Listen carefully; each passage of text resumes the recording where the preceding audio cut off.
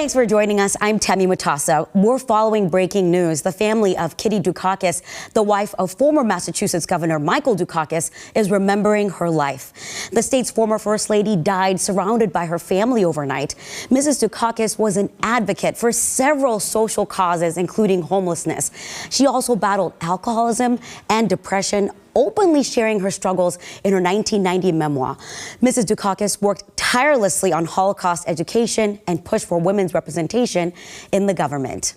This afternoon, her family released a statement saying she was loving, feisty, and fun, and had a keen sensitivity to people from all walks of life. As we reflect back on her life, it's a moment to really honor her courage. Don't forget, in the late 80s, early 90s, when she went public with her struggles with depression and alcoholism, and then later on, her treatment of her depression with electrotherapy, these were still the early years of the public confessional.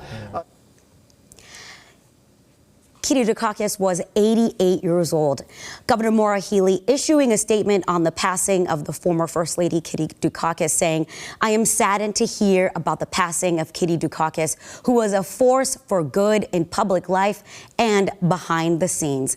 Stay with WBZ both on air and online as the political world remembers the life of the state's former First Lady. New video right there capturing a massive fire burning in Lawrence. This is happening along Leah Street. You can see at least 2 different homes on fire, smoke and flames pouring from the buildings. There is no word if anyone was home or if anybody was hurt in this fire. Crews are on the scene right now trying to get everything under control. Well, dozens of teachers and parents gathered in North Andover to show their support after learning the school district laid off 40 workers. Those notices were handed out this week to teachers and staff amid a $4 million budget deficit. WBZ's Logan Hall is in North Andover, where the community is coming together. The North Andover School District announcing significant cuts that will eliminate dozens of jobs and temporarily close a campus. The new budget cuts 40 jobs and closes down Kittredge Elementary School at the end of the school year. At a rally today, parents and teachers reacted to the news. It is devastating to know that my daughter, who's in first grade, and I have a child going into kindergarten next year, are really going to be truly affected in their foundational years, the years that they're learning how to read, the years that they're introduced to math. Superintendent Pamela Lathrop put out a statement that read in part, quote, "We are committed to minimizing as many potential disruptions as possible while keeping the best interests of our students at the forefront." Reporting in North Andover, Logan Hall, WBZ News. Right now, Boston police are investigating a shooting near a Chinatown restaurant. Police say they found a man shot along Tyler Street around 3:30 this morning. The victim was taken to the hospital, but we're told he is expected to survive. Police say so far, no one has been arrested. Mayoral candidate Josh Kraft celebrating the opening of his new campaign headquarters in Roxbury. Kraft says the new headquarters will serve as his new base for campaign field operations, volunteers, and community outreach. It is located right in the heart of Nubian Square. Kraft says his first priority is to get enough signatures to get on the ballot. Got to fight for the people of Boston. Cost of living, especially housing, has got people very concerned. People are pulling kids out of Boston public schools in record numbers. They're frustrated with the transportation and the roads, as well as the budget, fiscal mismanagement, and irresponsibility with the city budget. Kraft announced in February that he is running to upseat Boston Mayor Michelle Wu. To your next weather, a live look over Boston, where, man, it is sunny and gorgeous out there and near 60 for our first weekend of spring. Hello, spring. WBZ meteorologist Lexi O'Connor is here with your full forecast. We had a nice start to our first weekend of spring. Temperatures today are topping out in the 50s to near 60 degrees. Much cooler for tomorrow, but we'll have a nice sunny Sunday. Temperatures, though, tomorrow will just be in the 40s. For the rest of this afternoon and into this evening, we will see partly sunny skies, so more clouds continuing to come in through the afternoon. And during the evening hours, we'll have the slight chance for a shower. And then those showers clear out tonight. Skies clear and temperatures drop down into the 20s and low 30s. Highs today will be in the 50s to around 60 degrees. The exception being Cape Cod and the islands. There, an onshore wind out of the southwest will keep highs just in the low 50s. So definitely cooler there. That southwesterly wind today gusting up to around 30 miles per hour. Some spots may see some gusts over 30 miles per hour through the afternoon. And then it turns out of the northwest overnight and into tomorrow after a cold front comes through. That is going to usher in much cooler air for the second half of our weekend. We do have that cold front off to our west. It moves in this evening and tonight. And you will notice ahead of it some more clouds through this afternoon and evening. Slight chance for some showers through this evening as well. Not everyone will get them.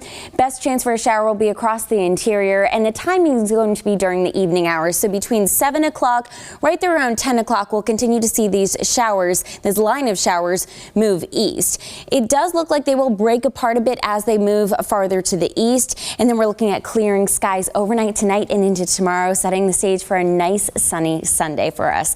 Tonight will be a cold one. Temperatures drop down into the 20s to low 30s with that northwesterly wind bringing in that colder air, and then tomorrow highs will just be in the 40s despite nice sunny skies. It will definitely be a cooler end to the weekend. After that, the next system to watch is Sunday night into Monday. We are looking at a system that will bring another period of showers to us, and it's looking like right now we'll have the chance to start with a little bit of light snow before flipping over to rain on Monday. So Monday morning could see some light slushy coatings out there, not a lot of accumulation before we see that change over to rain. Here's a look at your extended 7-day forecast. Possible alert on Monday for that snow changing to rain, and it will be cooler to start the week, and then temperatures will be mostly in the upper 40s and low 50s, so not as warm as today. And our next best chance for showers looks to be on Wednesday as the system passes to our south. Thanks, Lexi. George Foreman, the former heavyweight champion and Olympian who later became an iconic businessman, has passed away.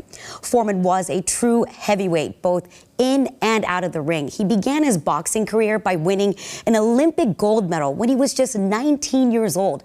One of his most iconic fights was actually one he lost, the Rumble in the Jungle against another boxing legend, Muhammad Ali. In 1994, he returned to boxing after a 10-year break and became the oldest world heavyweight champ. However, boxing is only half his story. Great tasting, healthier food in minutes. Foreman turned his successful boxing career into an even bigger business career with the launch of his George Foreman Grill, which sold more than 100 million units. Foreman was the father of 12 kids, including 5 sons, who are famously named George Foreman. He was 76 years old. A Cambridge city councilor is accused of paying for sex in an illegal high-end brothel ring. Yesterday, Paul Toner was named as one of the so-called Johns for allegedly paying for sex at a high-end brothel the feds busted in 2023. In a statement, Toner said, quote, "I caused pain for the people I care about the most. For that, I will be forever sorry." Another dozen or so men are expected back in court next week. Pope Francis is expected to leave the hospital on Sunday. The Vatican says the 88-year-old pontiff plans to offer a blessing and greeting to people before being discharged. The Pope has been hospitalized since February 14th. He is recovering from double pneumonia. Doctors say the Pope will need at least 2 months of rest at the Vatican. London's Heathrow Airport is fully operational after a fire knocked out power to the airport for much of the day yesterday. Flights started taking off again late last night. The shutdown caused widespread cancellations, stranding about 200,000 passengers. A local running club can move forward with its lawsuit against the organizers of the Boston Marathon and the Newton Police Department. A federal judge ruled against a motion to dismiss the discrimination claims. Trailblaze Hers Running Co. says they were unfairly targeted by police who accused them of obstructing the 2023 marathon. All right, check this out. A sneaky escape caught on camera. 2 river otters broke free from a zoo in Wisconsin. You can see the pair escaping through a hole in a fence before scurrying around in the snow. Oh man, they're probably trying to find a warmer place to stay. The news continues streaming on cbsnews.com/Boston. If you're watching on YouTube, make sure to like and subscribe. Have a great day.